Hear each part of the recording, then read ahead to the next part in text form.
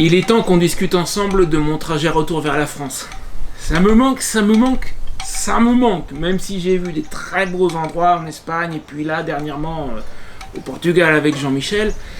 Ça commence à me démanger de rentrer en France. Je suis une de ces personnes qui ne pourra jamais s'expatrier complètement, je peux pas. Au bout d'un moment, j'ai besoin. Il n'y a rien à faire. Et c'est pas à la dernière minute que je vais évoquer mon trajet retour, notamment parce que j'espère pouvoir m'arrêter à droite à gauche chez des abonnés s'il y a moyen. Et j'ai des tas de propositions. J'ai fait une liste des gens qui m'ont dit viens chez moi, passe chez moi si tu passes par ici, et j'ai pas encore pu aller voir tout le monde. Je sais pas exactement comment ça va se passer là pour le retour, mais si je peux éviter, il faudrait que j'aille assez rapidement vers la moitié nord de la France. C'est-à-dire vers chez mon ami Bertrand qui est au Mans, et puis derrière Julien pour la mini caravane pliante qui est sur Chartres. Et quand je partirai d'ici, là je suis actuellement chez Jean-Michel, pas loin de Nazaré au Portugal. Si je pouvais faire ça assez rapidement, sans avoir à démonter ma tente juste pour une nuit, ça m'arrangerait. Mais donc s'il y a moyen de s'arrêter chez les uns et les autres, c'est pas la veille que je vais dire au fait je vais passer par là, est-ce que je peux m'arrêter chez quelqu'un? Il faut prévoir à l'avance. D'où la courte vidéo d'aujourd'hui, on va parler du trajet. Alors le plus compliqué, ça va sans doute être la partie traversée de l'Espagne, parce que là, à mon avis, j'aurai personne. Regarde, le premier morceau du trajet, en gros, ça va être ça. Je suis là du côté de Nazaré, par là. Alors ce que je pense faire, c'est retourner au camping de Chavez dans le nord du Portugal, où nous nous sommes arrêtés sur la fin de notre périple sur Attends, il y a du monde qui passe. Ouais, le camping de Chavez avec Jean-Michel, on s'y est arrêté à la fin de notre périple sur la Nationale 2. Et je sais qu'ils ont des bungalows pas très chers, voire il y a un dortoir aussi, je sais pas, j'ai pas encore décidé. Le dortoir c'est vraiment pas cher. Hors saison, on est 7,50€ la nuit. Et comme c'est dans un camping, c'est un lieu fermé, donc c'est sécurisé pour la moto, l'avant-remorque. Ou sinon, il y a leur bungalow à 28€ la nuit, peut-être que je ferai ça. J'ai pas un budget hyper extensible, mais peut-être que juste pour une nuit, ça peut s'envisager. Mais donc je sais que j'ai une solution avec le camping de Chavez. Et avec des prix portugais. Par contre, dès que je vais passer la frontière, c'est plus la même. Le plus direct, ça serait ça. Là, mon numéro 3 est sur Burgos, mais ça pourrait être Valladolid, plus ou moins au milieu. Il faudra que je m'arrête. Je vais pas le faire d'une traite, c'est trop long. C'est trop long. Et là, j'ai commencé à regarder les Airbnb sur Booking et compagnie. Et en dehors des prix, le plus compliqué, c'est le parking pour la moto. Il me faut un parking privé. Je la laisse pas la nuit dans la rue, avec la remorque en plus. Pas question. Et les prix que j'ai trouvés sur Booking et autres. Alors, il y a des chambres, mais c'est pas clair. Attends, que je les retrouve. Voilà. Il y a quelque chose comme ça, par exemple. C'est une chambre dans un dortoir.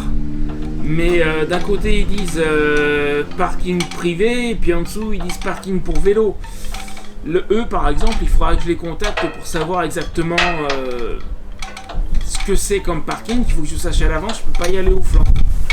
Et regarde, si on regarde sur Booking, des prix raisonnables. C'est-à-dire, je peux pas me permettre de mettre 50 balles la nuit. Il y en a quelques-uns. Ça va être des dortoirs. Au niveau du parking, c'est pas évident à trouver. Bon, je sais pas encore. Alors, ce que je peux faire aussi, c'est passer là. Tu vois cette carte-là, je suis plus près de la côte, vers Santander. Ça me dérange pas de faire un petit détour s'il y a moyen d'avoir une chambre pas trop chère avec un lieu sécurisé pour la moto. Ça va être. Excuse-moi, il y a une rue un petit peu passante là, je laisse passer. Ça va être pour le moment, c'est le gros point d'interrogation, c'est comment je vais faire au niveau de la traversée de l'Espagne. Après, quand je vais arriver en France. Alors, j'ai encore rien décidé, mais honnêtement, passer à droite, à gauche, au centre, moi je suis ouvert à tout.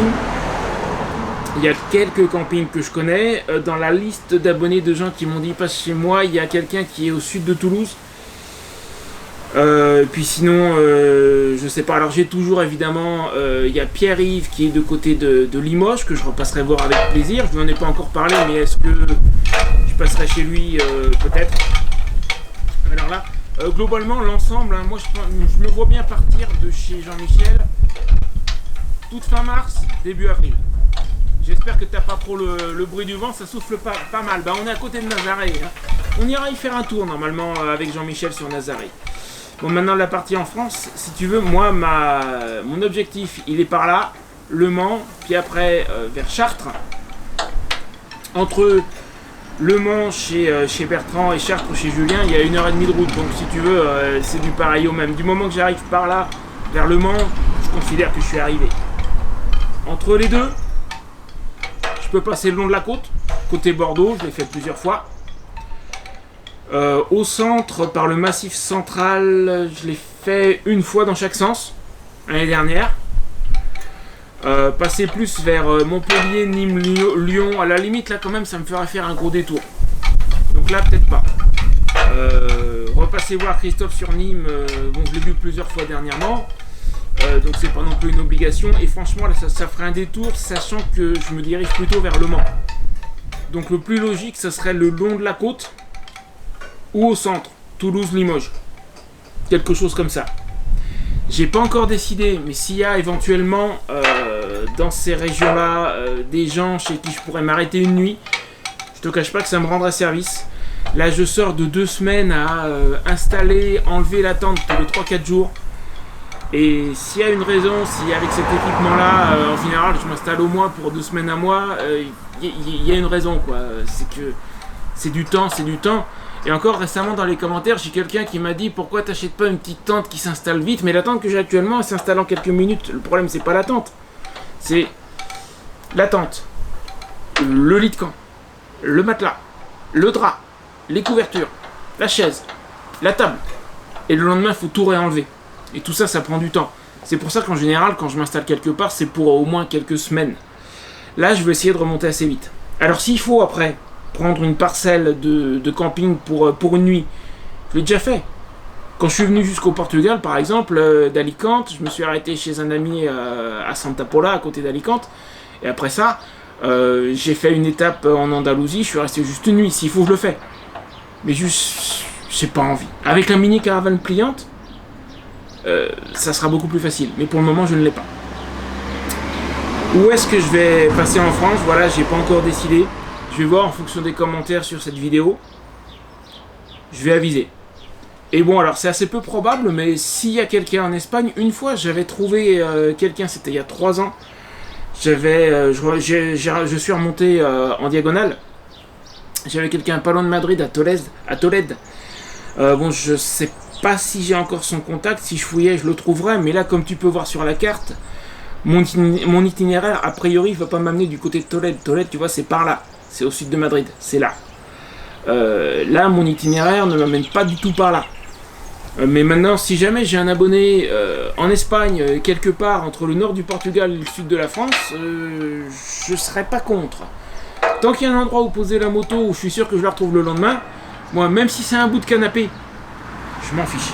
Sincèrement, voilà, pour passer la nuit,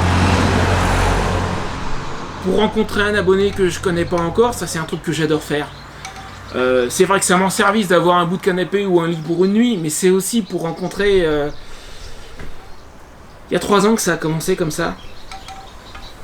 Au début, moi, quand j'avais besoin de m'arrêter quelque part, je contactais les gens, je disais est-ce que je peux m'arrêter chez toi, machin. Maintenant, ce sont mes abonnés qui me disent passe chez moi, et c'est toujours des rencontres.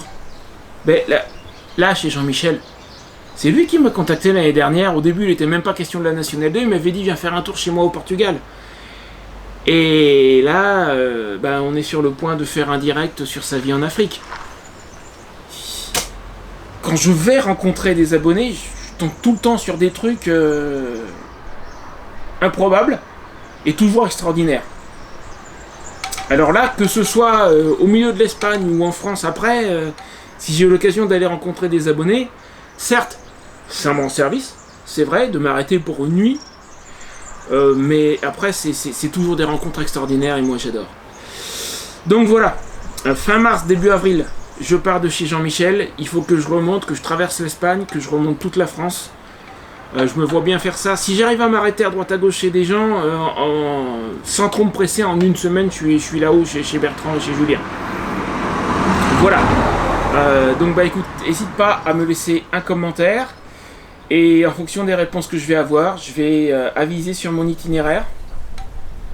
Mais ce que je sais, bon, c'est que d'une manière ou d'une autre, il faut que je remonte. Et de toute façon, j'ai besoin de retourner en France. Ah, un truc. Je crois que j'ai l'année dernière un abonné qui m'avait dit qu'il était au Pays Basque. Je connais pas du tout. Ça, c'est un truc, je m'arrêterais bien un jour ou deux. Bon, ça mériterait sans doute plus de temps pour visiter, mais là, j'aurais pas le temps. Mais ouais, faire un arrêt au Pays Basque, je serais pas contre. Voilà, pour voir, pour connaître, pour découvrir un petit peu. Allez, sur ce, je te laisse là. N'oublie pas que samedi, on a le direct avec Jean-Michel sur sa vie en Afrique. Et mardi prochain, la dernière vidéo sur la Nationale 2. Salut!